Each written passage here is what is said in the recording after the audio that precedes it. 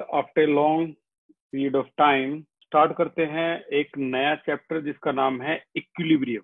आसान सा चैप्टर है और आपको ये अभी तक के जितने भी चैप्टर हुए हैं उनमें सबसे आसान लगेगा। ठीक है, तो स्टार्ट करते हैं इस चैप्टर को। और इसकी जो बेसिक्स हैं आप अपनी एनसीईआरटी को अपने पास जरूर रखना, ताकि हम साथ साथ इस पे जो अंडरलाइन वगैरह है वो करते रहें। तो ये जो चैप्टर है ये स्टार्ट होता है यहाँ से। लास्ट क्लास में थोड़ा इंट्रोडक्शन दिया था इसके बारे में मैंने, और इस क्लास में हम डिटेल में पढ़ेंगे इसके बारे में। तो इक्विलिब्रियम शॉर्ट में मैं ऐसे लिखूंगा इसको। तो इक्विलिब्रियम का दो तरह का जो टाइप है वो इसमें से एक को कहते हैं हम क्या, number 1 is called static equilibrium, और दूसरा मैंने लास्ट क्लास में डिस्कस किया था डायनेमिक इक्विलिब्रियम। दो तरह के इक्विलिब्रियम होते हैं, स्टैटिक और डायनेमिक। तो स्टैटिक इक्विलिब्रियम कौन सा है? जैसे एक ऑब्जेक्ट को आप यहां से फोर्स लगा रहे हो और सेम फोर्स आप यहां से लगा रहे हो, तो क्या ये ऑब्जेक्ट मूव होता हुआ दिखाई देगा? नहीं। 2 न्यूटन का फोर्स यहाँ से, 2 न्यूटन का फोर्स यहाँ से, तो ये तो ऑब्जेक्ट वहीं का वहीं रह गया ना। There is no net movement. इसे बोलते हैं हम क्या, स्टैटिक। ये है हमारा कौन सा, स्टैटिक इक्विलिब्रियम। ठीक है, स्टैटिक इक्विलिब्रियम, कोई मूवमेंट होती नहीं। अच्छा, और बड़ी सिंपल सी लैंग्वेज में मैं स्टैटिक इक्विलिब्रियम के बारे में बता चुका हूँ। ये स्टैटिक इक्विलिब्रियम है, ठीक है, जहां पर ये ऑब्जेक्ट है, यहाँ से फोर्स लगाया, यहाँ से फोर्स लगाया, सेम फोर्स दोनों तरफ से, तो ये ऑब्जेक्ट मूव नहीं होगा। तो ये स्टैटिक इक्विलिब्रियम। डायनेमिक इक्विलिब्रियम में एक एग्जांपल अगर मैं दूं, मान लो ये एक बकेट है हमारे पास, ठीक है, और इस बकेट में इस लेवल तक पानी भरा हुआ है। ठीक है, आप ऊपर से एक टैप से पानी इसमें डाल रहे हो और उसी स्पीड से, सेम टैप से, मतलब उसी स्पीड से यहाँ भी एक टैप लगा रखी है और उसी स्पीड से पानी यहाँ से निकल भी रहा है। पानी आ भी रहा है, निकल भी रहा है। तो जो लेवल है ना वो हमें ऐसा का ऐसा दिखाई देगा कि यार पानी इतना ही है दिखने में। बाहर से अगर कोई देखे, ये कोई इन दोनों टैप को ना देखे और वो यही देखे टैंकर में पानी कितना है, तो वो लेवल उसको उतना ही दिखाई देगा। और जबकि पानी आ भी रहा है, पानी जा भी रहा है, दोनों काम हो रहे हैं। This equilibrium is known as dynamic equilibrium. इसी इक्विलिब्रियम का जो नाम होता है वो क्या है, डायनेमिक इक्विलिब्रियम बोलते हैं इसको। बिल्कुल उसी तरह से जो हमने लास्ट क्लास में डिस्कस किया था थोड़ा सा, क्या, अगर मैं एक बीकर के अंदर पानी ले लूं और वो पानी इतना ठंडा है कि उसका टेम्परेचर 0 डिग्री सेल्सियस पे है, तो वहां पर अगर मैं आइस क्यूब इसमें डाल दूं, तो मैंने आपसे क्वेश्चन पूछा था आइस क्यूब क्या डिजोल्व होगी या नहीं होगी? तो आंसर है आइस क्यूब आपको दिखेगी ही नहीं कि वो डिजोल्व हो रही है, जबकि वो लगातार आइस क्यूब पिघल भी रही है। ठीक है ना, जो मॉलिक्यूल है उसके टूट टूट के पानी में जा रहे हैं, और पानी के कुछ मॉलिक्यूल आइस भी बना रहे हैं। यानी पानी से कुछ मॉलिक्यूल आइस बना रहे हैं, 5 मॉलिक्यूल आइस बना रहे हैं, और 5 ही मॉलिक्यूल आइस से पानी बना रहे हैं। तो आइस क्यूब तो हमें ऐसी कैसी दिखाई देगी? और जबकि दोनों काम हो रहे हैं, क्या, रेट ऑफ मेल्टिंग, यानी डिसोल्यूशन भी हो रहा है, मेल्ट भी हो रही है वो, और उसी स्पीड से क्रिस्टल भी बन रहे हैं आइस के, तो रेट ऑफ क्रिस्टलाइजेशन। ठीक है, तो ये दोनों काम हो रहे हैं। तो यहाँ भी जो इक्विलिब्रियम है वो क्या है, डायनेमिक है, ये मूव कर रहा है। तो इस पूरे इक्विलिब्रियम में हम दो चीजें पढ़ने वाले हैं। इक्विलिब्रियम के दो हिस्से हैं, पार्ट 1, पार्ट 2। पार्ट 1 में हम पढ़ेंगे केमिकल इक्विलिब्रियम, और पार्ट 2 में हम पढ़ेंगे आयनिक इक्विलिब्रियम। केमिकल इक्विलिब्रियम कौन से होते हैं, स्टैटिक या डायनेमिक? आंसर है डायनेमिक। डायनेमिक इक्विलिब्रियम होते हैं कौन से, केमिकल इक्विलिब्रियम। स्टैटिक तो बस इतना ही था, थोड़ा सा खत्म हो गया, यहीं पे ही खत्म। तो हम पूरे चैप्टर में डायनेमिक इक्विलिब्रियम को पढ़ने वाले हैं। ठीक है, तो ये तो एग्जाम्पल था आपका, उम्मीद है आसान लगा होगा, समझ में भी आ गया होगा। और आगे चलते हैं अब हम। ठीक है, तो एक बात तो साफ होगी, यहाँ लगातार बर्फ से पानी बन रहा था और उसी स्पीड से पानी से बर्फ भी बन रही थी। पानी से बर्फ का बनना मेल्टिंग, और पानी से बर्फ से पानी का बनना मेल्टिंग, पानी से बर्फ का बनना आइस का बनना, इसे कहते हैं हम सॉलिडिफिकेशन। ठीक है, तो ये दोनों का जो रेट है, यानी ऊपर वाली रिएक्शन है इसे हम फॉरवर्ड रिएक्शन बोलते हैं, नीचे वाली रिएक्शन है इसे हम बैकवर्ड रिएक्शन बोलते हैं। तो याद रखना, रेट ऑफ फॉरवर्ड रिएक्शन हमेशा इक्वल होती है रेट ऑफ बैकवर्ड रिएक्शन के। तो हम कह देते हैं कि ये इक्विलिब्रियम पे, फॉरवर्ड बैकवर्ड। स्लोली जो है हमारा जो टारगेट है वो आगे चलता रहेगा। तो जल्दी जल्दी से आप इन चीजों को सीख लो। कुछ रिएक्शन कैसी होती हैं, इरिवर्सिबल, और कुछ रिएक्शन होती हैं रिवर्सिबल। इरिवर्सिबल जो एक बार फॉरवर्ड में चली गई ना, वो जिंदगी में कभी बैकवर्ड में नहीं आती। जैसे कागज जल गया, कंबशन हो गया, तो रिएक्शन कभी बैकवर्ड में दोबारा कागज नहीं बनेगा वो। ठीक है, तो ये इरिवर्सिबल रिएक्शन है। और भी अगर देखें, एसिड में अगर आपने सॉल्ट डाल दिया, एसिड में आपने बेस डाल दिया, मान लो स्ट्रॉन्ग एसिड है ये और ये स्ट्रॉन्ग बेस है। एग्जाम्पल भी ले लूं मैं, NaCl, सॉरी NaCl की जगह पे NaCl तो सॉल्ट है, तो एग्जाम्पल में ले लूं मैं क्या, HCl स्ट्रॉन्ग एसिड, बेस में NaOH। तो जो बनेगा वो क्या बनेगा, NaCl प्लस में H2O, यानी सॉल्ट और वाटर बनेगा। अगर आपने स्ट्रॉन्ग एसिड स्ट्रॉन्ग बेस लिए हैं तो आपका सॉल्ट और वाटर मिल गया। ये रिएक्शन जो है वो इरिवर्सिबल रिएक्शन है। फॉरवर्ड डायरेक्शन में जाएगी हमेशा, बैकवर्ड में नहीं जाएगी। एरो भी देख लो, ऐसा एरो होता है। इक्विलिब्रियम का एरो ये नहीं होता। इक्विलिब्रियम का एरो कैसा होता है, ये DTC की जो बस होती है ऐसा।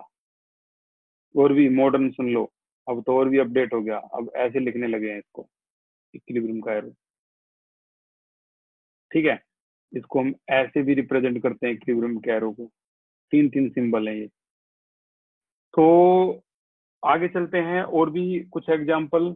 जैसे प्रेसिपिटेशन रिएक्शन है, प्रेसिपिटेशन के लिए तो ये एग्जाम्पल बड़ा पॉपुलर है, AgNO3 प्लस में क्या, NaBr, NaCl भी ले सकते हैं। तो जो बनेगा वो AgCl, ये व्हाइट PPT होता है, ये PPT है, प्रेसिपिटेट।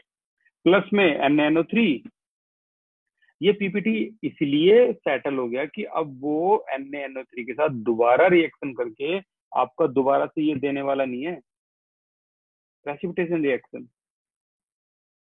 ठीक है ना। कंबसन रिएक्शन भी देख लो, C+O2 will give you CO2, ये भी देख लो, एरो एक ही डायरेक्शन में जाएगी। जल गया कार्बन, कंबसन हो गया, हीट निकल गई। ठीक है ना, हीट निकल गई। तो ये कभी भी बैकवर्ड डायरेक्शन पे, सारी इरिवर्सिबल रिएक्शन है। लेकिन कुछ रिएक्शन ऐसी होती हैं जो क्या होती हैं, आपकी रिवर्सिबल रिएक्शन होती है। इनको थोड़ा ध्यान से पढ़ना, क्योंकि ये जो रिएक्शन अब मैं जो डिस्कस करूंगा, ये सारी रिएक्शन इस चैप्टर में आने वाली है, रिवर्सिबल रिएक्शन, जो फॉरवर्ड में भी जाती हैं और बैकवर्ड में भी जाती हैं।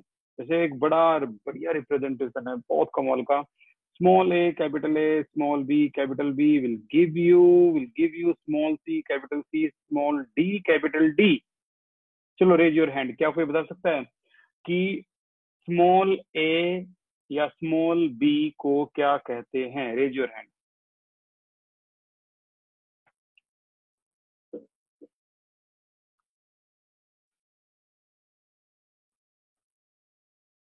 क्या बात है, बिल्कुल उम्मीद नहीं थी। अपूर्वा बताइए। रिएक्टेंट। नहीं, small A small B. Nikhil very good, बहुत लंबे समय के बाद आप आइसोमेट्रिक कोफिशिएंट। और हमेशा की तरह आपने फिर से झंडे गाड़ दिए, वेरी गुड। करेक्ट आंसर है स्टोइशियोमेट्रिक कोफिशिएंट।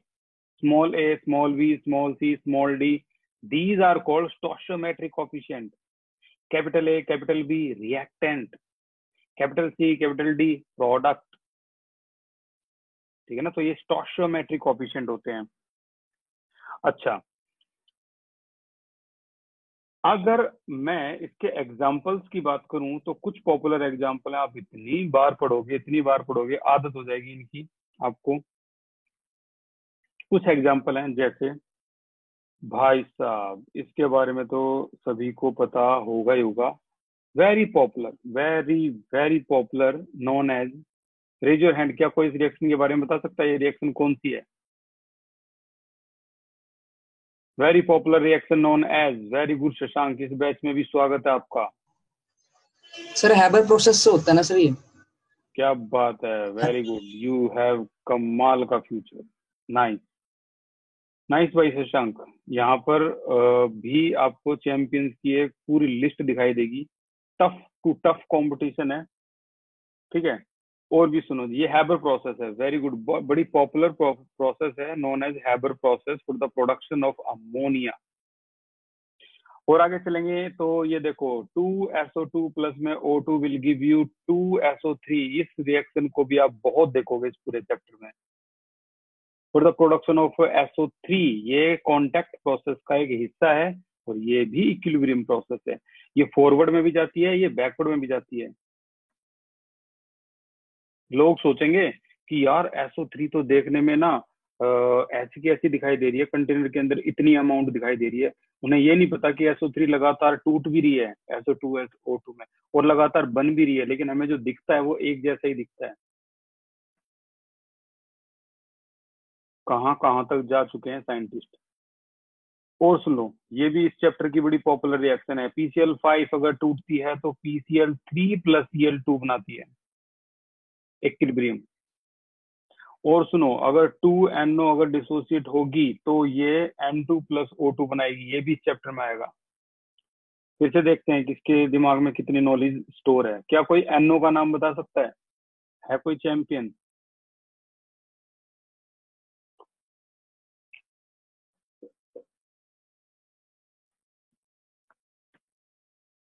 वाह,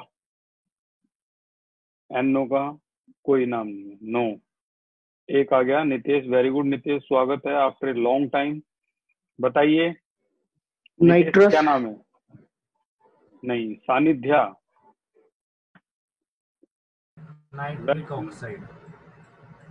nitric oxide, correct answer Sanidhya, very good. ये नाइट्रिक ऑक्साइड होता है, याद कर लो भाई, ये चीजें छोड़ो मत इनको, ये नाइट्रिक ऑक्साइड होता है, ठीक है ना। और एक होता है HNO3, इसे कहते हैं नाइट्रिक एसिड। ये नाइट्रिक एसिड है, नाइट्रिक ऑक्साइड है, दोनों में इतना ही फर्क है। जो बाइक रेसर होते हैं वो अपनी बाइक में नाइट्रिक ऑक्साइड का सिलेंडर रखते हैं, इससे स्पीड बहुत ज्यादा हो जाती है बाइक रेसिंग में। ओके, और आगे चलते हैं हम कहानी में। और ऐसी कौन सी रिएक्शन है, ये भी बड़ी पॉपुलर रिएक्शन है भाई, इसके भी क्या कहने हैं। H2 plus I2 will give you HI, 2HI, ये भी बड़ी आएगी आपकी इस चैप्टर में। ये 5-6 रिएक्शन ऐसी हैं जो इस चैप्टर पे डोमिनेंट है, पूरी तरह से आएगी। अब हम जो चैप्टर कर रहे हैं उसको तो सभी को पता ही है, ये चैप्टर कौन सा कर रहे हैं हम, केमिकल इक्विलिब्रियम। याद रखना भाई, हम जो चैप्टर कर रहे हैं वो केमिकल इक्विलिब्रियम है, ये पहला पार्ट है इक्विलिब्रियम का, बड़ा चैप्टर है। 73 एक्सरसाइज के क्वेश्चन है इसके, 73, can you believe, total question exercise के हैं 73। फिर भी कई बच्चे एक्स्ट्रा बुक में पता नहीं क्या ढूंढते हैं, मेरे को तो समझ से बाहर है। 73 एक्सरसाइज के क्वेश्चन है। और प्रॉब्लम्स बता दूं मैं इस चैप्टर में कितनी प्रॉब्लम है, 28, 73 28, लगभग 100 प्लस क्वेश्चन तो सिर्फ NCERT कैरी कर रही है, ठीक है। तो 7 नंबर का ये चैप्टर, 7 या 8 नंबर का चैप्टर आता है एग्जाम में। क्या क्या इसके 2 हिस्से हैं, केमिकल इक्विलिब्रियम और आयनिक इक्विलिब्रियम। तो अब अपने नोट्स बनाना अपने स्टार्ट कर देना, ठीक है। इंट्रोडक्शन यहाँ तक का है, और भी आगे चलते हैं भाई। इक्विलिब्रियम इन फिजिकल प्रोसेस, यहाँ से होती है इसकी शुरुआत। इक्विलिब्रियम नोट्स कैसे बनाओगे, क्या बनाओगे, कितने आपके पास डाटाज हैं, कई बच्चे 3-3 बुक से भी नोट्स बनाते हैं, तो वो आपके हाथ में है भाई। ये जो नोट्स हैं इस बच्चे के, हालांकि ये भी टॉपर है, बट फिर भी आप चाहो कोशिश करो इससे भी अच्छे नोट्स बनाओ। इक्विलिब्रियम इन फिजिकल प्रोसेस, यहाँ से स्टार्ट होती है जी। तो भाई एक होता है नंबर 1 सॉलिड लिक्विड इक्विलिब्रियम, एक होता है नंबर 2 लिक्विड गैस इक्विलिब्रियम, एक होता है नंबर 3 सॉलिड गैस इक्विलिब्रियम। ठीक है, तो नंबर 1 से स्टार्ट कर लेते हैं। नंबर 1 है हमारा सॉलिड लिक्विड इक्विलिब्रियम, तो ये है सॉलिड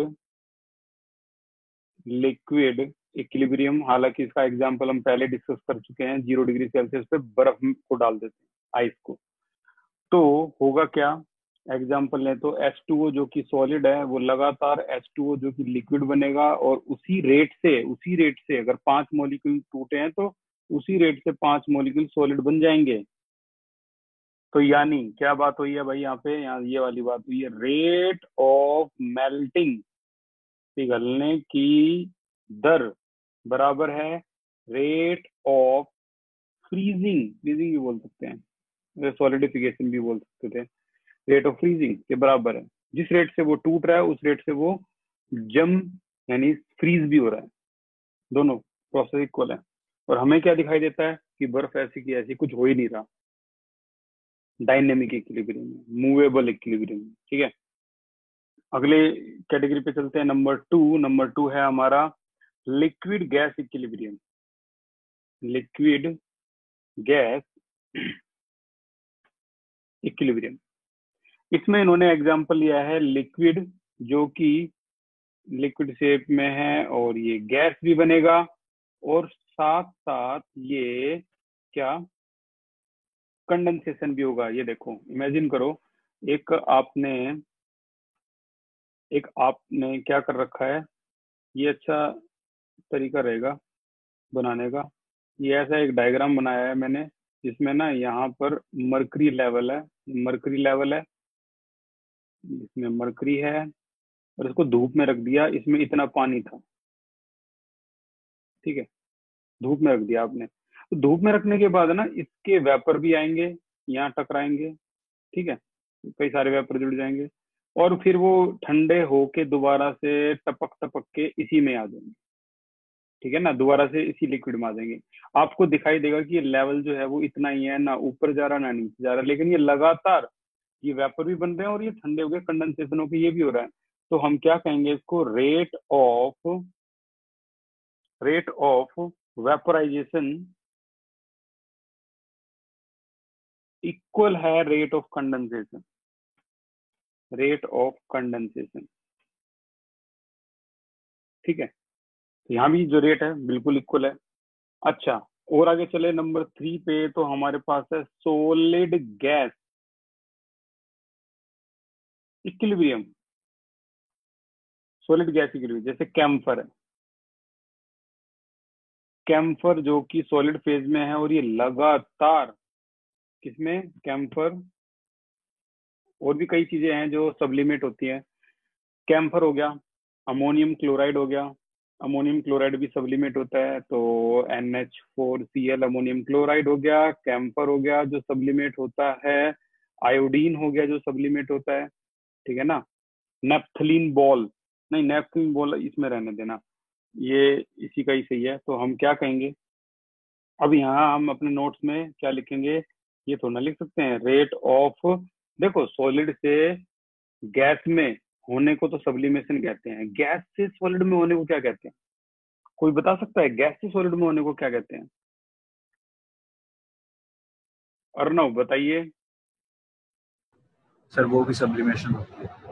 वो भी सब्लिमेशन होता है, तो हम अपने नोट्स में क्या बनाएंगे भाई, कि ये लिखेंगे rate of sublimation equal rate of sublimation, नहीं, rate of sublimation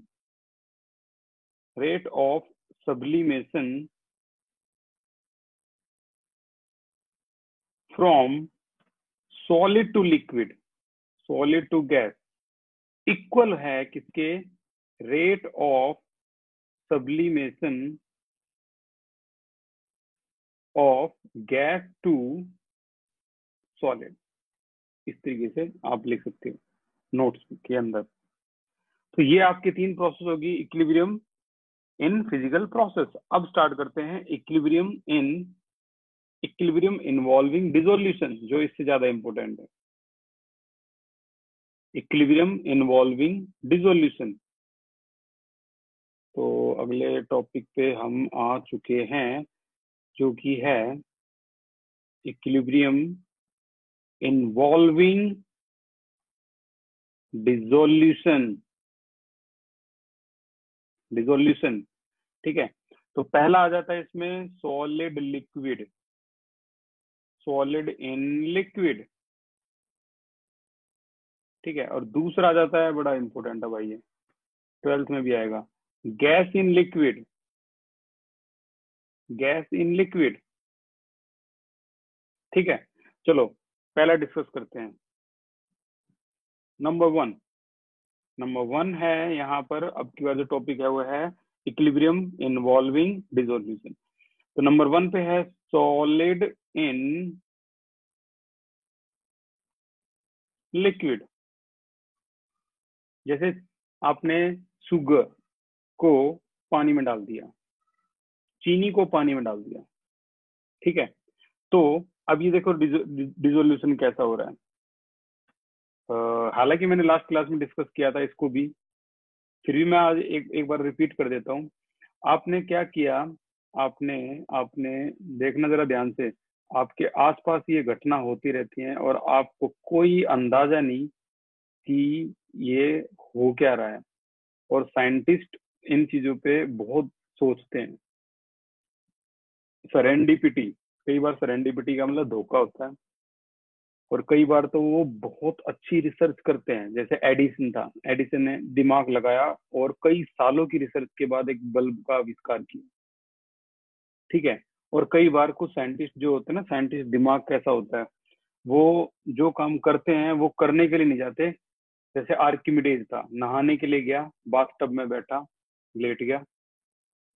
अब नहाने की बजाय ये सोच रहा है कि यार जब मैं बाथटब पूरा भरा हुआ था और जब मैं इसमें लेटा तो कितना पानी बाहर गया, उसका ये दिमाग जा रहा है सोचने, कितना पानी बाहर गया। आर्किमिडीज प्रिंसिपल बन गया उसी पे ही। न्यूटन था, वो सेब गिरा, सोचना शुरू कि यार ये सेब नीचे क्यों गिरा, ऊपर क्यों नहीं गिरा। तो ये जो चीजें है ना साइंटिस्टों की, यही कमाल की हैं। अब यहाँ पे हेनरी लॉ जो गैस इन लिक्विड में आएगा, उस हेनरी का लॉ भी देखना कितना कमाल का है। तो जो मैं जो बता रहा हूँ वो ये है, जो डिस्कवरीज धोखे में हो जाती है ना, उसे कहते हैं सेरेंडिपिटी। न्यूटन के साथ ऐसा हुआ, आर्किमिडीज के साथ ऐसा हुआ, और जिसने बेंजीन रिंग का स्ट्रक्चर बनाया, साइंटिस्ट का नाम क्या था? केकले। ये था साइंटिस्ट का नाम, केकले। ठीक है ना। इसको रात के सपने में ये दिखाई दिया था कि, मैं बता देता हूँ पहले पूरी स्टोरी क्या थी। कई कंट्रीज लगी हुई थी कि 6 कार्बन और 6 हाइड्रोजन से एक ऐसा स्ट्रक्चर बना के दिखाओ जो बेंजीन की सारी रिएक्शंस को सेटिस्फाई करता हो। सब लगे हुए थे, सब लगे हुए अपने अपने हिसाब से। केकले के सपने में आया कि 6 सांप हैं और एक दूसरे को एक पीछे से आगे पीछे से पकड़े हुए हैं। 6 सांप हैं, स्नेक। और उसने सपने के बाद सुबह उठ के स्ट्रक्चर बना दिया और ना अपने उसमें ले गया यूनिवर्सिटी, और वहां पर वो वेरीफाई भी हो गया। आप यकीन मानो, जब तक वो जिंदा था ना केकले, तब तक इस स्ट्रक्चर का नाम ही केकले था। जब वो मर गया तब इसका नाम बदल दिया और बेंजीन रख दिया। तो ये डिस्कवरी कैसे हुई है? ये सेरेंडिपिटी है, उसके सपने में आया, पूरी रात लगा रहा, कागज और पेन लेके टेबल पे स्ट्रक्चर बनाता, कागज को फाड़ के फेंकता, बनाता फेंकता, साइड में खाना रखा हुआ है, पता ही नहीं उसने खाना छोड़ दिया, बनाता फेंकता और टेबल पे ही सो गया, और रात को सपने में इसको स्ट्रक्चर भी मिल गया। वाह, सेरेंडिपिटी। ठीक है, तो और भी कई सारी बहुत सारी कहानियां हैं। फिलहाल हम इस पे चलते हैं सॉलिड इन लिक्विड के केस में। तो मेरा जो क्वेश्चन था वो ये था, आपने एक बीकर में पानी में या इसमें 1 चम्मच चीनी डाली और ये चीनी डिजोल्व होगी, 1 चम्मच और डाली इस गिलास में, ये भी डिजोल्व होगी, 1 चम्मच और डाली, अब ये डिजोल्व नहीं हो रही। तो बताओ ये सॉल्यूशन क्या बन चुका है? रेज योर हैंड, ये सॉल्यूशन क्या बन चुका है? ऋतिक वर्मा, ये सॉल्यूशन क्या बन चुका है?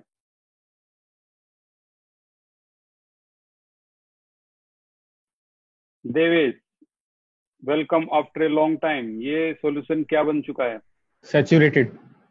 Very good, the solution is known as saturated solution. ये सॉल्यूशन सैचुरेटेड सॉल्यूशन बन चुका है।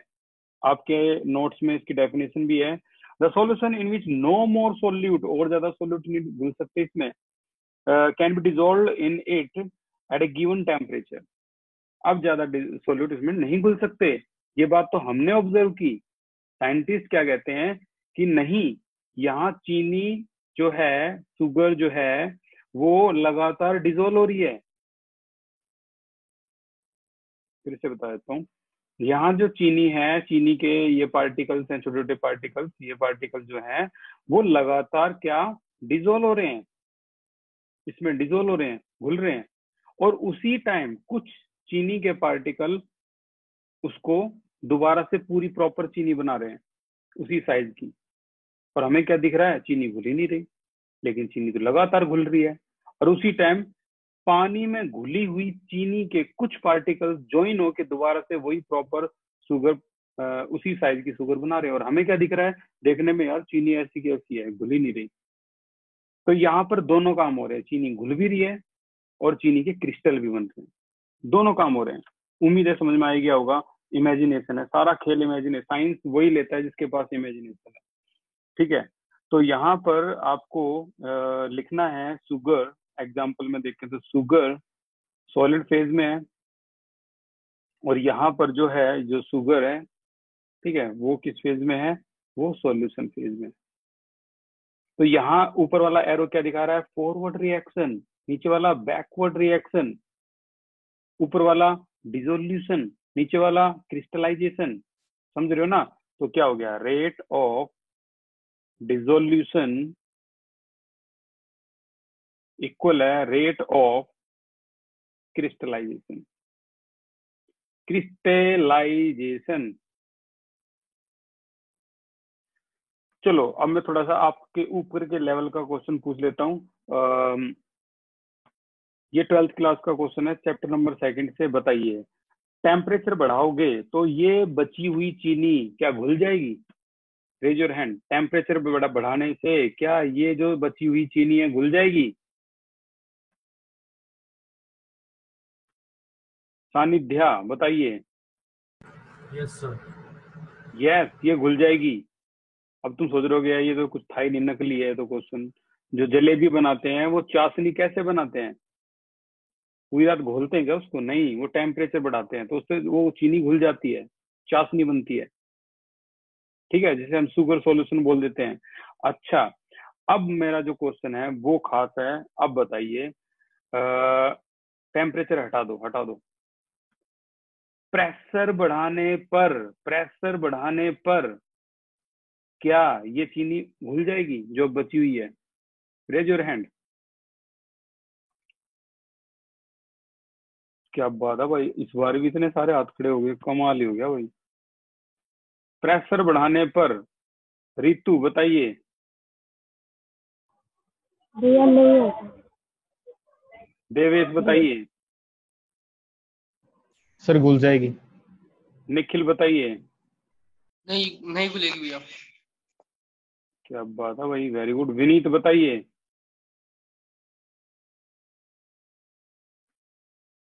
नितेश बताइए। भैया सर नहीं घुल खुलेगी मैम। जाएगी। शशांक नहीं खुलेगी बताइए। सर नहीं खुलेगी। वेरी गुड भाई, जिन बच्चों ने कहा है नहीं घुलेगी, ये करेक्ट आंसर है। और ये 12th क्लास के सीबीएसई बोर्ड में आया था क्वेश्चन कि अगर आप प्रेशर बढ़ाओगे तो क्या ये चीनी घुल जाएगी? आंसर है नहीं घुलेगी। रीजन पूछे क्या, क्यों नहीं घुलेगी? Answer, because both are highly incompressible. Solid और लिक्विड कंप्रेसिबल नहीं होते। कौन है कंप्रेसिबल, कौन होता है? गैस। गैस कंप्रेसिबल होती है। तो बोथ आर हाईली इनकम्प्रेसिबल, ये इसका रीजन था। ये सीबीएसई बोर्ड में पूछा गया था, ठीक है। तो बढ़िया है, आपने सही दिमाग लगाया यहाँ तक का, तो वेरी गुड। और आगे चलते हैं। फाइनली हमारा लास्ट पॉइंट भी आ गया है, गैस इन लिक्विड।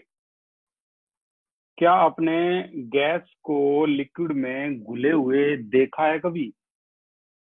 भाई मैंने तो देखा है, तुमने देखा है कभी? है देखा तो आंसर दो। आपने गैस को लिक्विड में घुला हुआ देखा है?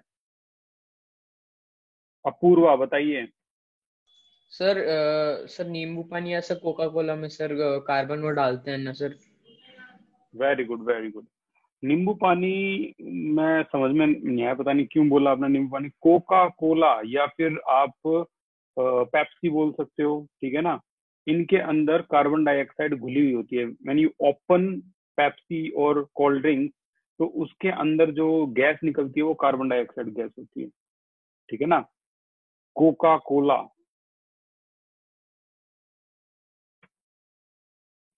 बता दूं मैं इसके बारे में हिस्ट्री, तो ये कोका कोकीन से लिया गया शब्द है। और भी बता दूं मैं हिस्ट्री, कोका कोला में कुछ मात्रा में कोकीन डालते थे। 0.6% कोकीन डालते थे। और जब लोग इसे पीते थे तो उनको उस नशे का इतनी लत पड़ गई थी कि जिस वजह से कोका कोला कंपनी 4 चांद पे पहुंच गई थी, इतनी अमीर हो गई थी, बहुत ज्यादा। ये पेप्सी वेप्सी तो कुछ थे ही नहीं इसके आगे। क्यों? लोगों को मजा आता था ये पीने में, कोकीन थी इसके अंदर, और उसका नाम भी वहीं से दिया गया था, कोका कोला। एक टाइम पे कोकीन मेडिकल स्टोर पे ही मिलती थी, अब पूरी तरह से बैन है, ठीक है ना, मेडिकल स्टोर पे। तो गैस इन लिक्विड में कोका कोला हो गया और पेप्सी होगी, इसमें डिजोल्व कार्बन डाइऑक्साइड होती है। कार्बोनेटेड ड्रिंक्स भी बोलते हैं इनको, ठीक है ना, गैस इन लिक्विड में।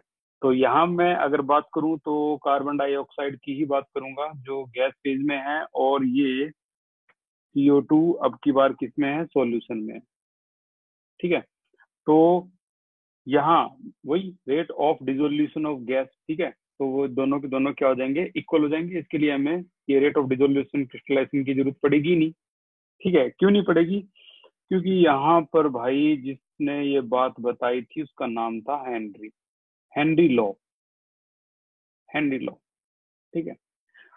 अब हेनरी लॉ करवाने से पहले मुझे ये चीज करवानी बहुत जरूरी है, ताकि आप, मैं फिर कह रहा हूँ, जो अपने आप आसपास चीजों को देखते हो, ऑब्जर्व करते हो, बस वही साइंस है। जिसकी ऑब्जर्वेशन पावर नहीं है वो चीजों को एनालाइज ही नहीं करते, वो देख के बस ठीक है, ठीक है, और सो गए, वो पढ़ ही नहीं पाओगे। अब बहुत सी चीजें तो यहीं से आ रही हैं। देखो, मैं यही चीज पूछने वाला हूँ, बताइए। आपके पास 2 गिलास हैं और दोनों में आपने क्या कर रखा है? पेप्सी डाल रखी है। दोनों में आपने कोल्ड ड्रिंक डाल रखी है, ठीक है। और आपने देखा भी होगा, बहुत बार देखा होगा, बहुत बार। बस ये मान के चलो, यहाँ जो गिलास है इसका टेम्परेचर, मतलब गिलास तो खैर क्या है, और भी अच्छी तरह समझा देता हूँ। बस दोनों में पेप्सी डाल रखी है, इसमें आपने बर्फ डाल दी थोड़ी सी, और इसमें बर्फ नहीं डाली। मुझे बस ये बता दो, किस गिलास के अंदर कार्बन डाइऑक्साइड ज्यादा है? किस गिलास के अंदर कार्बन डाइऑक्साइड ज्यादा होगी? क्या बात है, जीनियस वर्सेस जीनियस।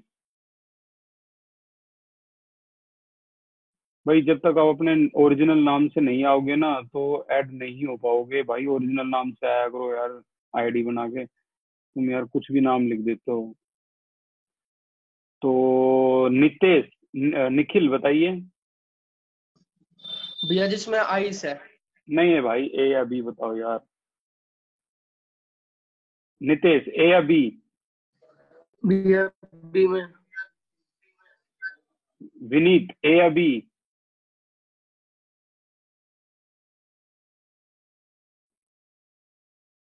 जतिन, ए या B? A sir. A correct answer है, वेरी गुड। नेटवर्क भी इशू है, एक्सेप्ट कर लो। रिक्वेस्ट समझ नहीं आ रहा, प्लीज। क्या, मैं समझ में नहीं आया, क्या नेटवर्क इश्यू मीन?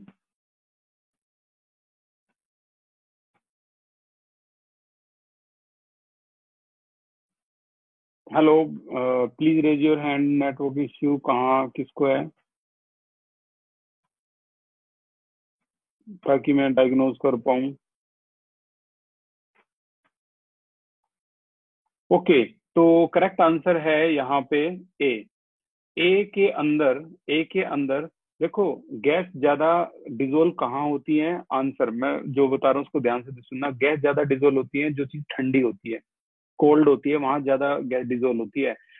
जैसे ये बी है, बी वाले केस में आपने महसूस किया होगा, जब आप कोल्ड ड्रिंक की बोतल मतलब कोल्ड ड्रिंक का गिलास ऐसे रख के चले जाते हो ना, और 1 घंटे या 2 घंटे बाद उसी गिलास को अगर आप सिप मारते हो तो ऐसा लगता है आप ना मीठा पानी पी रहे हो, उसमें गैस है ही नहीं। यानी टेम्परेचर के बढ़ने पर dissolution of gas in liquid क्या हो जाता है, डिक्रीज। टेम्परेचर बढ़ेगा तो dissolution dissolution decrease of gas in liquid. ठीक है भाई। अब देखना जो क्वेश्चन सीबीएसई ने पूछा था, कहाँ पे, बोर्ड एग्जाम में आया था। बताना भाई किसमें दिमाग हो तो अच्छी तरह से सोच समझ के फैसला करना। ये है मछलियां, फिशेज, और जिस नदी में ये फिशेज हैं उस नदी में ऊपर इतनी मोटी परत जमगी किसकी, आइस की। ठीक है, बर्फ की इतनी मोटी परत जमगी इसके ऊपर।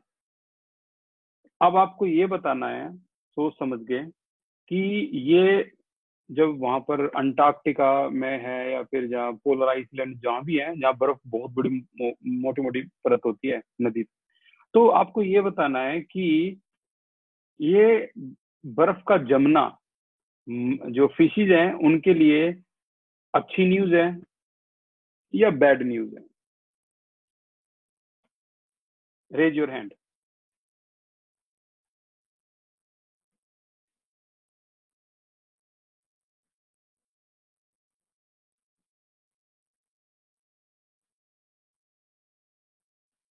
अच्छी न्यूज है या बैड न्यूज है?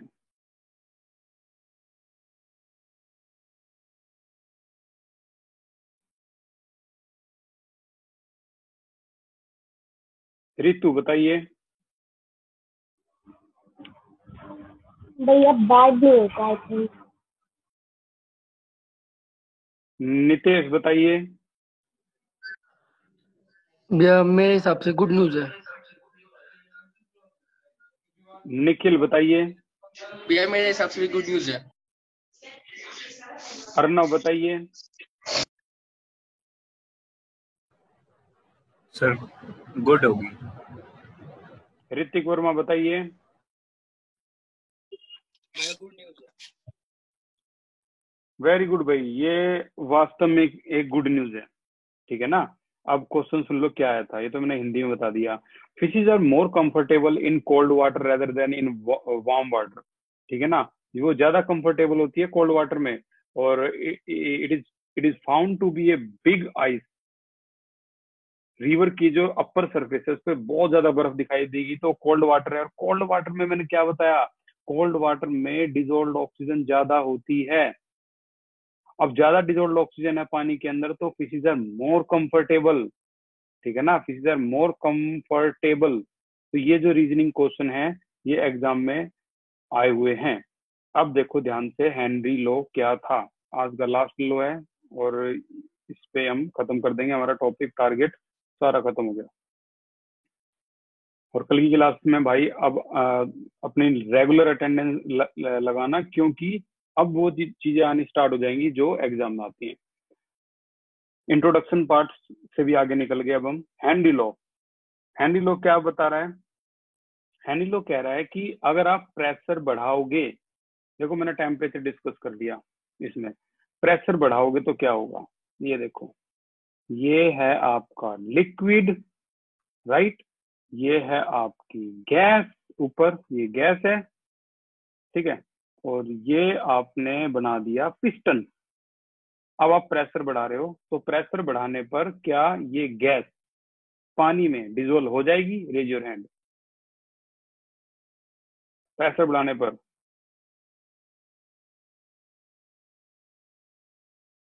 यस अपूर्वा बताइए। यस सर, हो जाएगी। बस यही बात बताई थी हेनरी लॉ ने, वेरी गुड, यस हो जाएगी। यही बात बताई थी हेनरी लॉ ने कि अगर आप प्रेशर इंक्रीज करोगे तो डिसोल्यूशन क्या हो जाएगा? इंक्रीज हो जाएगा। किसका डिसोल्यूशन? Gas in liquid. यही बात तो बताई थी हेनरी लॉ। तो हेनरी लॉ क्या है? Mass of gas dissolved in solvent at a given temperature is directly proportional. ये मास ऑफ गैस जो है, जो डिसॉल्व हो रही है, ये डायरेक्टली प्रोपोर्शनल है प्रेशर अप्लाइड ऑन इट। जितना ज्यादा प्रेशर अप्लाई करोगे वो डिसॉल्व हो जाएगी। तो m इज डायरेक्टली प्रोपोर्शनल है इसके, तो m इज इक्वल टू, यहाँ KH लिख देते हैं, हेनरी लॉ कांस्टेंट इनटू में प्रेशर। तो इसे हम KH को क्या लिखेंगे? This is called Henry law constant, ठीक है। अच्छा, जब आप पेप्सी या फिर कॉक की बोतल को खोलते हो तो गैस निकलती है, भागती है, क्यों? क्योंकि अब यार इतना बढ़िया प्रेशर था, टाइट ढक्कन था, आपने प्रेशर को क्या कर दिया? आपने प्रेशर को डिक्रीज कर दिया, तो dissolution of gas in liquid क्या हो जाएगा? ये भी डिक्रीज हो जाएगा, इसलिए तो गैस बाहर निकल के भागती है। तो प्रेशर बढ़ाओगे तो आपका जो ये जो डिसोल्यूशन जो लिक्विड गैस इन लिक्विड है वो क्या हो जाएगा? इंक्रीज हो जाएगा। अब ध्यान से सुनना है मेरी बात। आप क्लाइंबिंग करके जब ऊपर जाते हो, क्लाइंबिंग करके ऊपर जाते हो, लेह लद्दाख चले जाते हो, ग्राउंड लेवल से 25,000 फीट के ऊपर, तो आपको सांस लेने में भी दिक्कत होती है। क्यों ऐसा क्यों हो रहा है? क्योंकि जो ऑक्सीजन आप लेते हो वो आपके ब्लड में मिक्स होता है, और आप जब ऊपर जाते हो तो वहां पर प्रेशर क्या हो गया? कम हो गया। एटमॉस्फेरिक प्रेशर क्या हो गया? कम हो गया। ऑक्सीजन का जो प्रेशर है वो कम हो गया, और जब प्रेशर ही ऑक्सीजन का कम हो गया तो ब्लड के अंदर आपके कम ऑक्सीजन जाएगी, इसीलिए हम फील करते हैं हेडेक, ठीक है, थोड़ा थोड़ा सर चकराता है उसमें, और सांस लेने में दिक्कत होती है। इसकी 2 महीने प्रैक्टिस करते हैं हमारे आर्मी के जो फौजी हैं, वो उस एनवायरनमेंट में अडेप्ट होने के लिए। और सुनो जरा ध्यान से, यही हेनरी लॉ, जब हम स्कूबा डाइवर जो होते हैं पानी में गोता लगाते हैं, वो बिल्कुल गहराई तक जाते हैं, 3-3, 4-4 किलोमीटर समुद्र के अंदर चले जाते हैं वो, तो वो क्या फील करते हैं? अंदर पानी की गहराई पर प्रेशर बहुत ज्यादा होता है। अब ऑक्सीजन का जो प्रेशर वो इतना ज्यादा होता है कि वो लोग, उनके ब्लड में जो ऑक्सीजन है वो हद से ज्यादा लेवल पे मिक्स हो जाती है। प्रेशर इंक्रीज होगा तो ये ब्लड ऑक्सीजन ज्यादा मिक्स हो जाएगी, डिक्रीज होगा तो कम हो जाएगी। और जब वो दोबारा से पानी की सतह पे आते हैं, ग्राउंड लेवल पे आते हैं अपना काम करके दोबारा से, तो वो डिजोल्व ऑक्सीजन बहुत तेजी से बाहर निकलती है ब्लड से, जिससे उनकी ब्लड कैपिलरीज फट जाती हैं, मेडिकल कंडीशन आ जाती है वहां पे। इसीलिए उनको कहा जाता है, स्कूबा डाइवर को, कि जो ऑक्सीजन सिलेंडर वो लेके जाएं उसके अंदर आप नाइट्रोजन, ऑक्सीजन और एक्स्ट्रा हीलियम डाल के ले जाएं। हीलियम क्या करती है? ये इन गैसों को ज्यादा मिक्स नहीं होने देती ब्लड में, ठीक है ना। ये सब हेनरी लॉ है, सब हेनरी लॉ। तो सिंपल आपने क्या सीखा हेनरी लॉ में? Pressure increase, solubility of gas in liquid also increase. Raise your hand अगर आपको अब कुछ क्वेश्चन पूछना है तो। यस अपूर्वा, आप कुछ पूछ रहे थे, बोलिए। आपने सर जो लेह लद्दाख वाला एग्जांपल दिया सर, उसमें से हमारा जो प्रेशर कम होता है, तो अगर टेम्परेचर भी तो सर कम हो जाता है सर, टेम्परेचर कम होगा तो और ऑक्सीजन अच्छे से डिसॉल्व तो होना हम चाहिए ब्लड में। अपूर्वा, हमारी बॉडी के अंदर जो टेम्परेचर है ना, आप कहीं भी चले जाओ 37 डिग्री रहेगा। सर कहीं भी चले जाओ ये तो 37 ही रहेगा, बाहर कितना भी हो। ठीक है ना, जो ऑक्सीजन हमारे अंदर जा रही है ना, वो मैटर कर रही है, ज्यादा है कम है। अर्णव बताइए। सर जो डाइविंग सूट्स होते हैं वो कुछ खास हेल्प नहीं करते? डाइविंग एपरेटस में ऑक्सीजन सिलेंडर जो है वो डाइविंग एपरेटस में माना जाता है, और डाइविंग स्कूप्स वगैरह हैं वो नहीं चल पाएंगे, इसमें ऑक्सीजन तो लेके जानी पड़ेगी। ये डाइविंग स्कूप है ना, अंडमान निकोबार में कुछ गहराई तक ही होते हैं, ज्यादा अंदर जाना होता है ना, वो होती है असली स्कूबा डाइविंग, ज्यादा अंदर तक जाना, वहाँ एटमॉस्फेरिक प्रेशर बहुत हाई होता है। नितेश बोलिए। भैया आपने ऊपर बताया कि जैसे जैसे हमारा ये टेम्परेचर इंक्रीज होएगा हमारा रेजोल्यूशन कम होगा, बट भैया हम जानते हैं जैसे कि सारी गैसेस जो हैं वो रियल गैस है तो वंडरबल पैरामीटर्स वगैरह को फॉलो करेगी, बट जैसे इस प्रेशर इंक्रीज होगा तो टेम्परेचर भी इंक्रीज होगा, टेम्परेचर इंक्रीज होगा तब तो रेजोल्यूशन कम होना चाहिए ना। नहीं नहीं नहीं, वो वैंडरवाल पैरामीटर जो है वो, उसका अगर इक्वेशन भी लगाओगे ना तब भी आपको यही चीज दिखाई देगी। वैंडरवाल पैरामीटर तो इस बारे में जो है वो क्लियरिटी से नहीं बताएगा ना, ये अलग है। बाकी अभी अगला जो बैच है उसके लिए थोड़ा टाइम कम बचा हुआ है, हम अगले क्लास में अच्छी तरह और डिस्कस करते हैं इन चीजों को, ठीक है ना।